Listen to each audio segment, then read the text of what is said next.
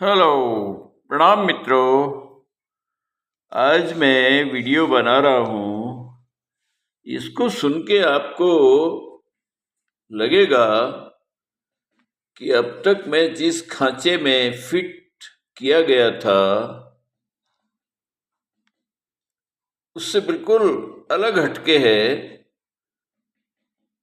ताकि आगे से ध्यान रहे। जो मेरे मित्र हैं, जो मेरे प्रशंसक हैं, उनको ये ध्यान रहे कि स्वामी आनंद भारती किसी खांचे में फिट होने वाला आदमी नहीं है।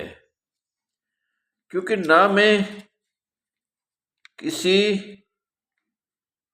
राजनीतिक दल का समर्थक हूं।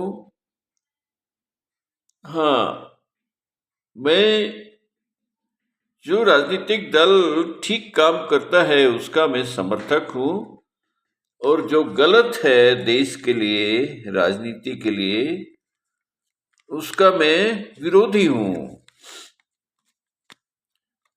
जितना मैं समर्थक हूं खुल्लम खुल्ला, उतना मैं वैसा ही मैं खुल्लम खुल्ला विरोधी भी हूं। मैं अपने आप को राजनीतिक दृष्टि से कभी भी बचा बचा के नहीं बोलता हूं। हाँ, आध्यात्मिक जब वीडियो बनाता हूं, मैं ओशो के ऊपर बनाता हूं, तो बड़ा सतर्क रहना पड़ता है, चौकन्ना रहना पड़ता है। बच के बचा बचा के एक शब्द भी उनकी मर्यादा, उनकी शान, उनके विचार से विपरीत नहीं जाना चाहिए, वो मैं ध्यान रखता हूं। और ओशो ने ऐसा बोला भी नहीं कि इस बात का ध्यान रखना नहीं। वो बेपरवाह गुरु थे इस मामले में। उनको परवाह नहीं थी इस बात की, जो आपको बोलना है बोलिए, मेरी लीक पे चलिए मत चलिए, बेपरवाह। तो वैसे ही बेपरवाह स्वामी पैदा होंगे, उस परिवार के तो वैसे ही होंगे। वो पारिवारिक परंपरा हमारी, और हमारे संस्कार भी वैसे ही होंगे फिर। तो मैं किसी डबरे का, किसी खांचे में रहने वाला इंसान नहीं हूं। हाँ, एक खांचा है, एक डबरा है मेरे पास भी। वो मेरी आत्मा का डबरा है। मेरी आत्मा जिस काम के लिए कहती है वो काम करता हूं, जो बुलवाती है वो मैं बोलता हूं, जो खिलाती है खा लेता हूं। बस ये ध्यान रखता हूं कि आत्मा क्या कहती है, क्या करवाती है, बस वो मेरा खांचा, उसमें फिट हूं मैं। दूसरा,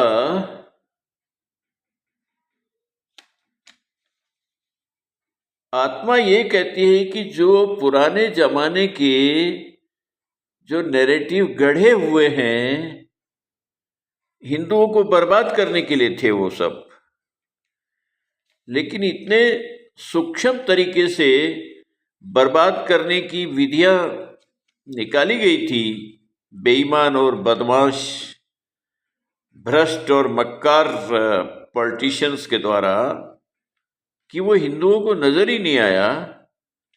उसमें पहला है सेकुलर। अब मुझे ये बताइए कि सेकुलर कोई आदमी होता है क्या? या तो आस्तिक होता है या तो नास्तिक होता है। नास्तिक को भी आप सेकुलर नहीं कह सकते। कि आस्था है तो एक धर्म के प्रति है, और अनास्था है तो उसी धर्म के प्रति है।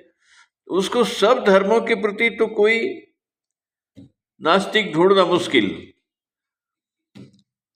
तो सेकुलरिज्म पूरे वर्ल्ड में कहीं नहीं है, और बेईमानों ने इजाद किया हिंदू धर्म को बर्बाद करने के लिए, दबाने के लिए, उसका नाश करने के लिए शब्द को निकाला सेकुलर हैं हम। तो सेकुलर कैसे लोगों को बताया? जो कोट पैंट टाई चश्मा लगा के और वाइट कॉलर्ड, उनको मैं वाइट एलिफेंट बोलता हूं, ऐसे दोगले लोगों को दिखाया कि ये सेकुलरिज्म ये है। तुम अपना व्यक्तिगत देखो, अपना घर देखो, अपना बैंक बैलेंस देखो, अपनी चिंता करो, देश के बारे में देश के बारे में सरकार है ना। ऐसा इनडायरेक्टली ये समझाया गया और व्यक्ति की समझ में बहुत अच्छी आ जाती है। उसकी स्वार्थ की बातें समझाई जाए तो बहुत जल्दी उसकी समझ में आ जाती है। पढ़े लिखे लोग भी ये सेकुलर बन गए। मुझे शर्म आती है, याद करता हूं तो मैं पिछली बातों को, कि मैं भी कैसे इनके जाल में आ गया, कैसे इनकी बातों में आ गया। जो ओशो को नहीं पढ़ता तो मैं अभी तक प्रायश्चित भी नहीं करता, क्योंकि प्रायश्चित भी वही आदमी करता है जो गलती का आभास होता है। मुझे आभास ही नहीं होता, तो शुक्रिया करता हूँ अभाव से कि ओशो जिंदगी में आए।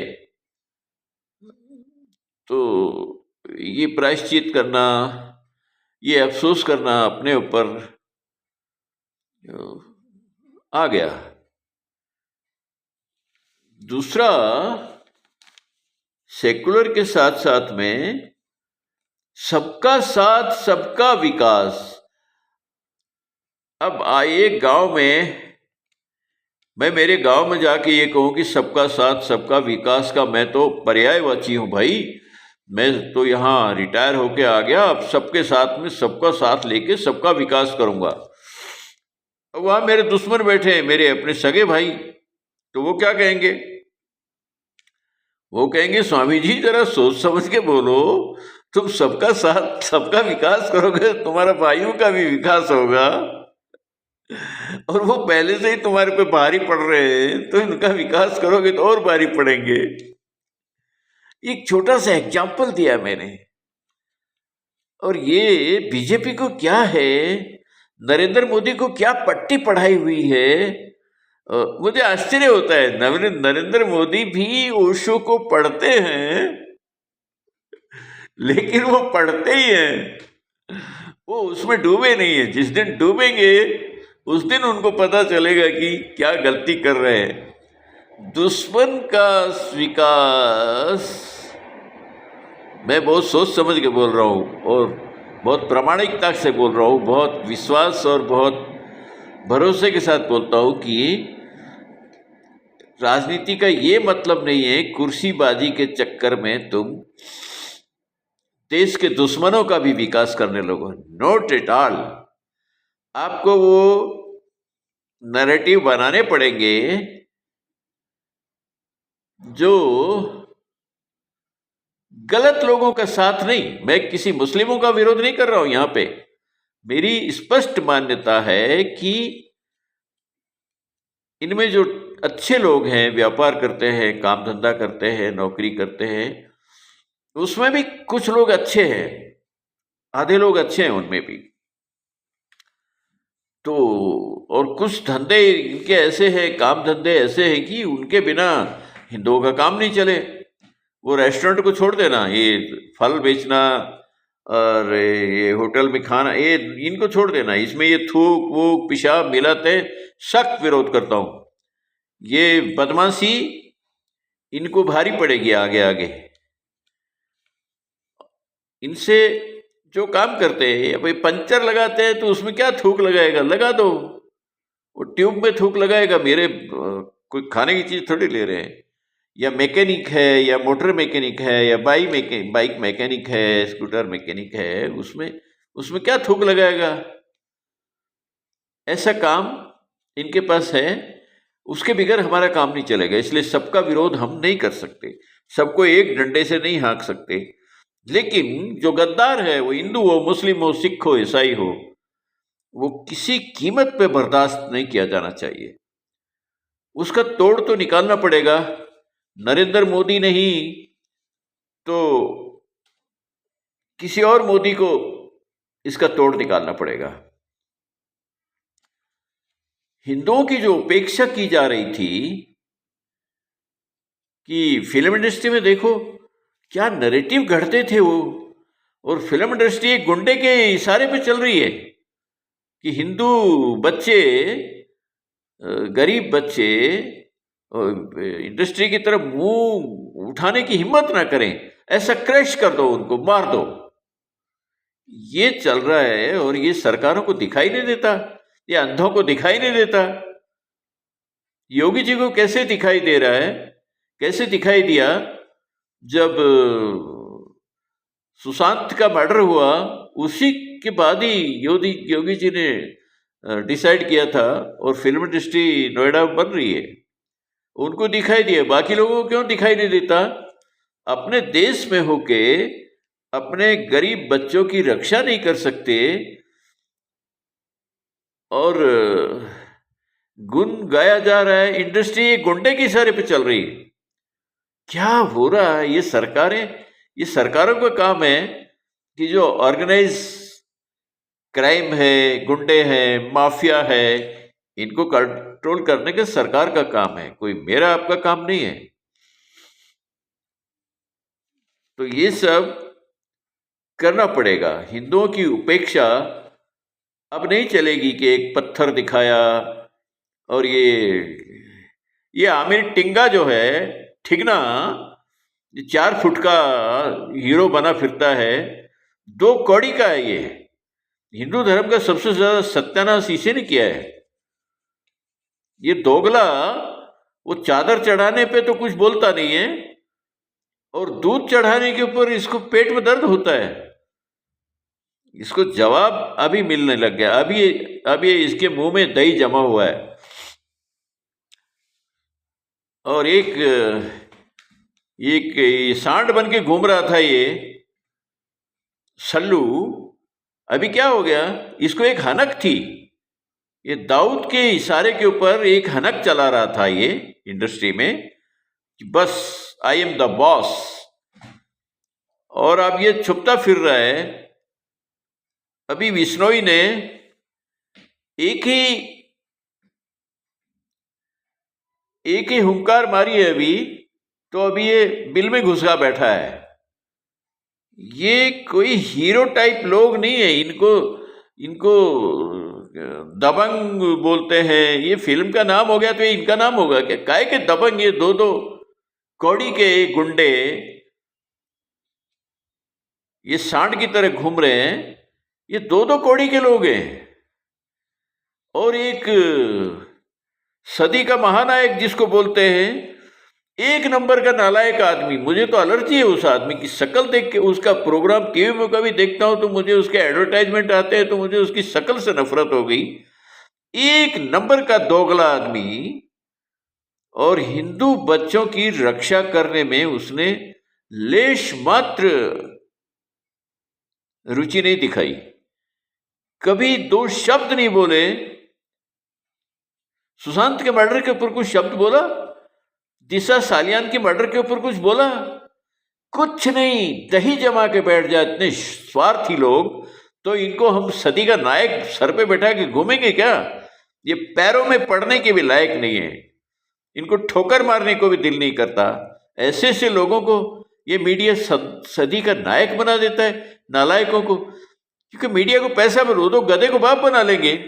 मीडिया जो है वो एक ऐसे लोग बैठे हैं कि वो गधे को बाप बनाने को तैयार है, पैसा दे तो।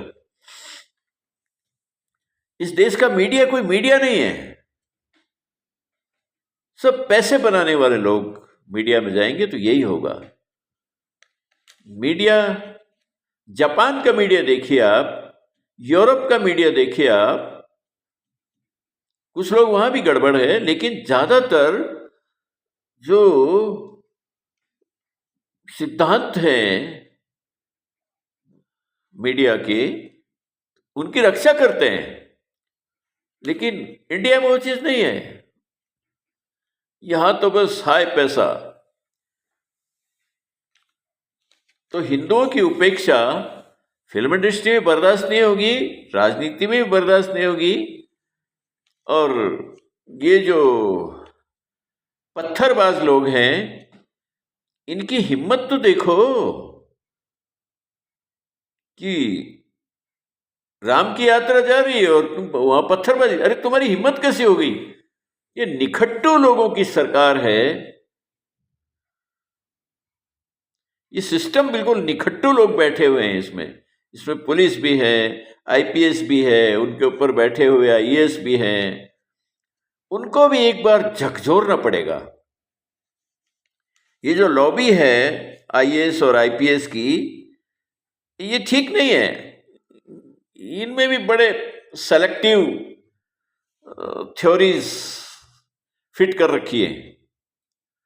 तो इनको एक बार झकझोर पड़ना, धूल पड़ गई, इनकी धूल झाड़नी पड़ेगी।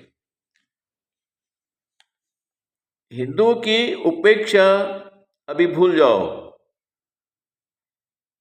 मेरे को बहुत से मित्र फोन करके बोलते हैं, अरे स्वामी जी आप ऐसे बोलते। मैं बोला तुम्हें तुम्हारे से पूछ के बोलूंगा क्या? या मैं जिनके लिए बोल रहा हूं क्या वो मुझे हायर कर रखा है क्या उन्होंने मुझे? मैं उस आश्रम के खिलाफ काम कर रहा हूं, उसमें पुलिस इंक्वायरी मैंने बैठा रखी है पीएमओ से कंप्लेंट करके। वो मुझे नहीं खरीद सकते जो अच्छे अच्छे वो खरीद के बैठे हुए हैं करोड़ों रुपए में। वो मुझे नहीं खरीद सकते, तो ये बाकी कौन खरीदेगा? अरे हम तो बिक चुके पहले से ही। इसलिए मैं बोलता हूं कि जब तक बिका न था तो कोई पूछता न था, और तूने मुझे खरीद के अनमोल कर दिया। अब उसने मुझे खरीद लिया तो मैं पहले से बिका हुआ हूं। अब मुझे कोई ये पार्टी वाले, ये उस आश्रम के बेईमान लोग, वो अनमोल आदमी को कोई नहीं खरीद सकता। उनकी एक लिमिट होती है, भाई 1 करोड़ 2 करोड़ ले लो। जो अब उनसे 100 करोड़ अनमोल आदमी 100 करोड़ मांगेगा तो वो क्या बिकेगा क्या? तो मेरे ऊपर मित्र जो शक करते हैं, उन्होंने कभी ऐसा आदमी देखा ही नहीं, ऐसा पागल देखा ही नहीं कि वो बिके नहीं, पैसा नहीं ले और एक साधारण जिंदगी जी के एक लोअर मिडिल क्लास की लाइफ में जीवित है, जी रहा है, और वो बिक नहीं रहा। आश्चर्य की बात। उनको मालूम नहीं मैं बिक नहीं रहा हूं, मैं भाई पहले से बिका हुआ हूं, कितनी बार बिकूंगा। हाँ, ये मैं समझ गया कि एक बार बिक गए और जिसने खरीद लिया वो छोड़ेगा नहीं। वो कहेगा कि अरे ये तो मेरा गुलाम है, तू को कहाँ लेके जाता है भाई? जब वो छोड़े गर्दन गला तभी तो दूसरा मालिक लेके जाएगा, वो छोड़ने वाला नहीं। जो खरीदने वाला है उसको भी वो पकड़ के ले जाएगा कि आज तू भी इसके साथ आ जा। तो ये स्थिति है मेरी। मित्रों से निवेदन है जरा फोन करो, कांटेक्ट करो, तो थोड़ा मेरी तरफ देख के सोच समझ के विचार करके बातें करो। Okay, see you, bye.